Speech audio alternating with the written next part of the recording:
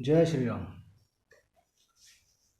Class 11th NCERT biology chapter number 2 biological classification में अब तक पहली वीडियो में आपको 5 किंगडम सिस्टम के अकॉर्डिंग किंगडम मोनेरा कराया गया था, दूसरा प्रोटिस्टा कराया था और थर्ड जो था वो किंगडम फंजाई हुआ है। हमने बताया था लास्ट वीडियो में कि किंगडम एनिमेलिया और किंगडम प्लेंटी भी है, लेकिन किंगडम एनिमेलिया और किंगडम प्लेंटी दो अलग अलग चैप्टर और है, थर्ड और फोर्थ। तो उनकी डिटेल जब हम पढ़ लेंगे तो कॉमन चीज़ें तो हम ही लिख ही पाएंगे, इसलिए प्लेंटी और एनिमल को यहाँ स्किप करते हैं और थर्ड और फोर्थ में करेंगे। फिलहाल इस चैप्टर में जो बचा हुआ है वायरस, वायरॉइड्स, वेरियोन्स, ये सब बचे हुए हैं। ये देखते हैं क्या होते हैं। ये कुछ वायरस के डायग्राम हैं। वायरस को हम न्यूक्लियो प्रोटीन कहते हैं। सबसे पहली बात, न्यूक्लियो प्रोटीन क्यों? क्योंकि उसमें न्यूक्लिक एसिड जो आरएनए या डीएनए दोनों में से कोई एक ही होगा और साथ में उसके चारों तरफ एक प्रोटीन का कवच एनवलप होता है जो उस जेनेटिक मटेरियल को प्रोटेक्ट करता है। तो प्रोटीन और न्यूक्लिक एसिड का कॉम्बिनेशन हो गया न्यूक्लियो प्रोटीन, इसलिए वायरस को न्यूक्लियो प्रोटीन कहते हैं। दूसरी बात ये कि ये ओब्लिगेट पैरासाइट है। ओब्लिगेट पैरासाइट का मतलब पूरी तरह से पैरासाइट है, फ्री लिविंग नहीं है। जब ये किसी दूसरी ऑर्गेनिज्म के अंदर इन्फेक्ट करते हैं या इन्वेड करते हैं तो उसी की मशीनरी को ऑपरेट करके अपना मल्टीप्लाई करते हैं और नंबर बढ़ाते हैं। अगर ये किसी बॉडी से बाहर पड़े हुए हैं तो ये हजारों सालों तक ऐसे ही पड़े रहेंगे जैसे सैंड पार्टिकल होते हैं, तो इन्हें क्रिस्टलाइज भी इसीलिए वजह से कर सकते हैं। दूसरा ये कि वायरस को लिविंग और नॉन लिविंग के बीच की कड़ी मानते हैं। Virus to be supposed connecting link between living and non living because virus show the properties of living as well as non living. Living की प्रॉपर्टी वो शो करेगा, कौन कौन सी, मल्टीप्लाई करने की, रिप्रोड्यूस करने की, मेटाबॉलिज्म की, ये सब, लेकिन जब वो इनसाइड द बॉडी किसी के होगा। अगर वायरस बॉडी के बाहर है तो वो नॉन लिविंग की तरह से, रेत के पार्टिकल की तरह से पड़ा रहता है, कोई हलचल नहीं है। तो वो नॉन लिविंग भी है, लिविंग भी। तो इसलिए समझा जाता है कि लिविंग का जो ओरिजिन हुआ था वो वायरस से ही हुआ था। ठीक है, बात करते हैं वायरस की।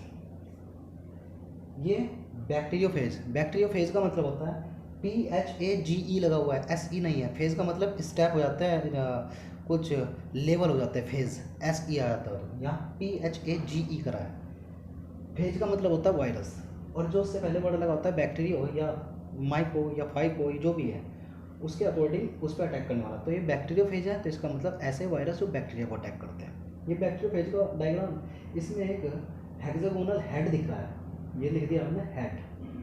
उसके बाद उसी के साथ उसमें दिख रहा है जेनेटिक मटेरियल, वो DNA या RNA हो सकता है, ये जेनेटिक मटेरियल लिख दिया। हालांकि ये है कि जो बैक्टीरियोफेज होते हैं उनमें DNA होता है डबल स्टैंडर्ड, तो ये जेनेटिक मटेरियल यहाँ पे मैंने क्लियरली लिखा नहीं है कि DNA है, वो आगे मैं क्लियर कर दूंगा। जेनेटिक मटेरियल होगा, उसके चारों तरफ प्रोटीन का कोट जिसे हेड बोलते हो, उसके नीचे कॉलर होता है और उसके नीचे टेल फाइबर लगे होते हैं। इस तरीके से ये उसका डायग्राम हो जाएगा बैक्टीरियोफेज का। दूसरा डायग्राम जो होता है वो TMV का है, tobacco mosaic disease. Tobacco mosaic disease में ये छोटे छोटे पार्टिकल जो राउंड सर्कल में दिखाई दे रहे हैं आपको, ये प्रोटीन के एक छोटे छोटे पार्टिकल है जिन्हें बोलते हैं कैप्सोमियर। एक सिंगल को लिख दिया है कैप्सोमियर, और सारे कैप्सिड जो एक वायरस में होते हैं सारे के सारे कैप्सोमियर को मिला करके बोलते हैं कैप्सिड। प्रोटीन का एक कोट कैप्सिड हुआ। उसके बाद इसी के साथ इसमें दिख रहा है आपको ये जेनेटिक मटेरियल। TMV में जेनेटिक मटेरियल RNA होता है, यहाँ लिख दिया हमने जेनेटिक मटेरियल RNA। ठीक है, ये तो हुआ डायग्राम की बात। कुछ बातें करते हैं, देखिए क्या लिखा है, न्यूक्लियो प्रोटीन। मैंने बताया क्यों न्यूक्लिक एसिड और प्रोटीन होता है। Not include in 5 kingdom system, जो आपको 5 किंगडम पढ़ाए हैं उसमें मोनेरा, प्रोटिस्टा, फंजाई, एनिमेलिया और प्लेंटी आए हैं, वायरस नहीं आया, तो वायरस को इसमें जगह नहीं मिली थी। तीसरी बात, connecting link between living and non living, living और नॉन लिविंग के बीच की कड़ी समझा जाता है। मैंने बताया क्यों, क्योंकि लिविंग की भी प्रॉपर्टी शो करते हैं और नॉन लिविंग की। लिविंग की प्रॉपर्टी शो करेंगे जब किसी बॉडी के अंदर इन्फेक्शन कर देंगे, और नॉन लिविंग की जब बॉडी से बाहर है। ओब्लिगेट पैरासाइट जब बाहर है तो कुछ नहीं करते, जब अंदर चले जाते हैं तो अपना मल्टीप्लाई शुरू कर देते हैं। इसका मतलब पूरी तरह से दूसरे ऑर्गेनिज्म पे डिपेंड करते हैं, तो पूरी तरह से पैरासाइट हो। लिखा हुआ है term virus was given by Pasteur. Pasteur ने ये टर्म दिया था वायरस। उसके बाद डीजे इवानोवास्की ने फाइंड किया कि टोबैको मोज़ेक डिसीज होती है कुछ। टोबैको मोज़ेक डिसीज में पता लगाया उन्होंने कि ये वायरस होती है, और तब डीजे इवानोवास्की को ही इसकी डिस्कवरी का श्रेय जाता है, क्रेडिट जाता है, इसलिए मैंने यहाँ लिख दिया discovery. And use bacteria proof filter. उन्होंने क्या किया, एक बैक्टीरिया प्रूफ फिल्टर होता है जिसमें से बैक्टीरिया उसमें फिल्टर नहीं हो पाते, बैक्टीरिया जाते हैं। जब उस फिल्टर में से इन्फेक्शियस एजेंट यानी वायरस को रखा गया, तो बैक्टीरिया तो फिल्टर नहीं होते उसमें से, इतने पोर थे उसमें, जिस तरह चाय की पत्ती आप छानते हैं तो चाय के कुछ मोटे पार्टिकल वहीं रह जाते हैं, चाय निकल के नीचे आती है। इसी तरह से बैक्टीरिया वहीं रह जाते हैं, बाकी चीज़ें निकल जाती है। तो इसका मतलब बैक्टीरिया को वो फिल्टर नहीं करती। जब उस फिल्टर में से वायरस को डाला तो वायरस फिल्टर हो गए थे, तो उससे पता चला कि वायरस बैक्टीरिया से भी छोटे पार्टिकल हैं। इसका मतलब ये हुआ, ठीक है। उसके बाद लिखा है M.W. बीजेरिंग। M.W. बीजेरिंग ने इन्होंने इनको वायरस को बोला था contagium vivum fluidum, Greek language है। कॉन्टेजियम वाइवम फ्लूड का मतलब होता है इन्फेक्शियस फ्लूड। इन्होंने ऐसा क्यों कहा? ऐसा इसलिए कहा कि जो एक टोबैको मोज़ेक डिसीज़ वाला प्लांट था, तंबाकू का जो एक प्लांट होता है, उस पर डिसीज़ लगी हुई थी टीएमवी की वजह से, इसकी वजह से। जब उन पत्तियों का रस निकाल करके एक्सट्रैक्ट जब निकाला, और वो रस या वो फ्लूड एक हेल्दी प्लांट के ऊपर डाला, तो हेल्दी प्लांट भी इन्फेक्ट हो गया था। तो इसे एक क्या समझा कि एक फ्लूड है जो विनम जहर का काम करता है, तो इसलिए इसको वायरस को कॉन्टेजियम वाइवम फ्लूडम भी कह सकते हैं, जो इन्होंने कहा था M.W. बीजेरिंग ने। क्यों कहा था ये भी मैंने बताया। उसके बाद बात करते हैं W.M. स्टैनले। इन्होंने वायरस को क्रिस्टलाइज किया था। क्रिस्टलाइज का मतलब आप बोतल में भर के रेत के पार्टिकल डालो, क्रिस्टलाइज है। तो उन्होंने वायरस को क्रिस्टलाइज किया। वायरस में कंटेंट, वायरस में देखो मैंने अभी बताया डबल स्ट्रैंडेड, DS का मतलब डबल स्ट्रैंडेड, और SS सिंगल स्ट्रैंडेड डीएनए भी हो सकता है, और वो डीएनए डबल स्ट्रैंडेड का भी हो सकता है और सिंगल स्ट्रैंड का भी, या फिर उसके अंदर डबल स्ट्रैंडेड या single stranded RNA single strand का भी हो सकता है, डबल स्ट्रैंड का भी, कुछ भी हो सकता है। लेकिन कभी भी दोनों नहीं होंगे, या तो डीएनए होगा या आरएनए, दोनों कभी नहीं होंगे, not both. Plant infect virus, जो वायरस प्लांट को इन्फेक्ट करते हैं कंटेन्स आरएनए, उनके अंदर मेनली आरएनए ही होता है। एनिमल इन्फेक्टेड वायरस, जो वायरस एनिमल को इन्फेक्ट करते हैं उनमें डबल स्ट्रैंडेड या सिंगल स्ट्रैंडेड डीएनए हो सकता है, या फिर डबल स्ट्रैंडेड या सिंगल स्ट्रैंडेड आरएनए भी हो सकता है।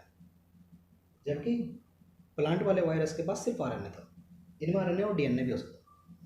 बैक्टीरियोफेज, जो अभी बात करती है इसकी, बैक्टीरियोफेज ऐसे वायरस जो बैक्टीरिया को अटैक करते हैं उनके पास सिर्फ डबल स्ट्रैंडेड डीएनए होता है।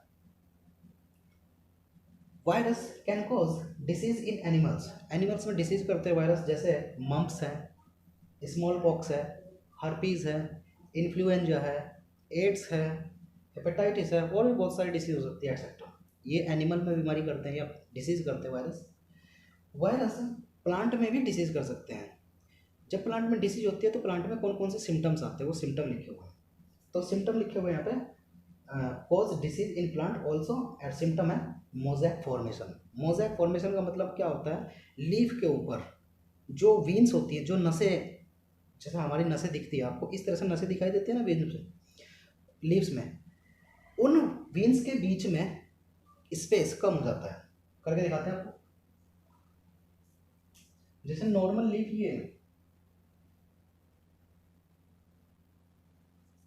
ये वीन्स है, इनके बीच में स्पेस है, देखो ये स्पेस कम हो जाएगा।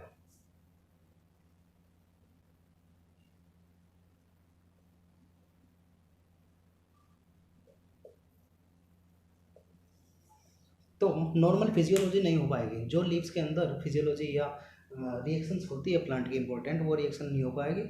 इसको बोलते हैं मोज़ेक फॉर्मेशन। तो जब प्लांट के ऊपर अटैक करता है कोई वायरस, तो उसमें हो सकता है मोज़ेक फॉर्मेशन हो जाए।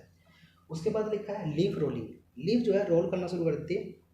आपने देखा होगा साइड से ये लीफ है, और या इधर से ही मुड़ जाए, इधर से ही मुड़ जाए, इस तरह से।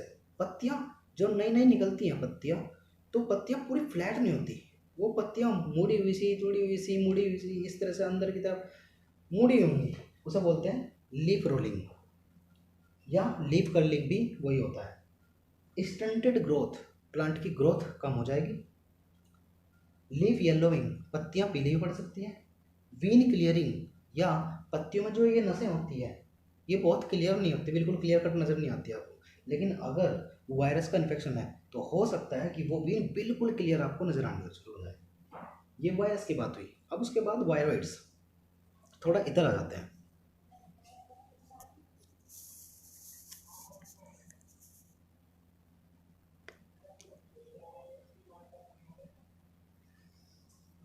देखिए, उसके बाद लिखा है वायरॉइड्स। वायरॉइड्स क्या है? ये फ्री आरएनए है। वायरस में क्या था? आरएनए और प्रोटीन। लेकिन अगर सिर्फ आरएनए लो मोलेकुलर वेट का, जिसका मोलेकुलर वेट कम हो, ऐसा आरएनए जो किसी लिविंग इंडिविजुअल में डिसीज पैदा कर सकता हो, उसे हम वायरॉइड्स कह सकते हैं। तो टी ओ डीनर, ये साइंटिस्ट रहे, टी ओ डीनर ने फाइंड किया पोटैटो स्पिंडल फाइबर डिसीज को फाइंड किया, और उसके बाद देखा कि पॉजिटिव एजेंट जो था वो स्मॉलर देन वायरस, ये वायरस से भी छोटा था। वायरस से भी छोटा क्योंकि इसमें प्रोटीन भी नहीं है। विच वॉज फ्री आरएनए, जो कि एक फ्री आरएनए था। फ्री आरएनए का मतलब प्रोटीन नहीं है, with low molecular weight. Molecular weight उसका कम था। उसके बाद वायरस के बाद एक चीज और आती है, विरियॉन्स।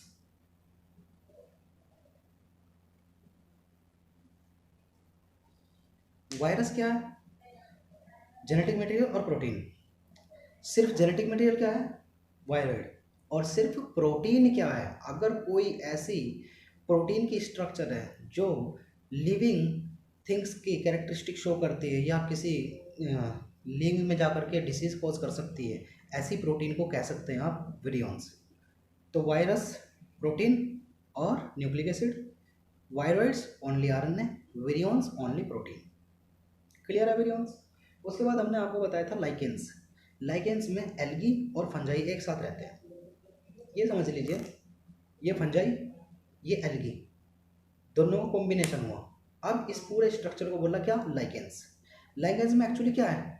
एक फंगल कंपोनेंट, एक एल्गल कंपोनेंट। एल्गी का कंपोनेंट है और फंजाई का कंपोनेंट है। तो जो फंजाई का कंपोनेंट होता है उसे बोलते हैं माइकोबायोन्ट, फंगल कंपोनेंट। और जो एल्गल कंपोनेंट होता है, एल्गी का जो कंपोनेंट होता है उसमें, उसे बोलते हैं फाइकोबायोन्ट। ये आपका सेकंड चैप्टर क्लियर होगा। अब नेक्स्ट वीडियो में हम थर्ड चैप्टर यानी कि प्लांट किंगडम शुरू करेंगे। जय श्री राम।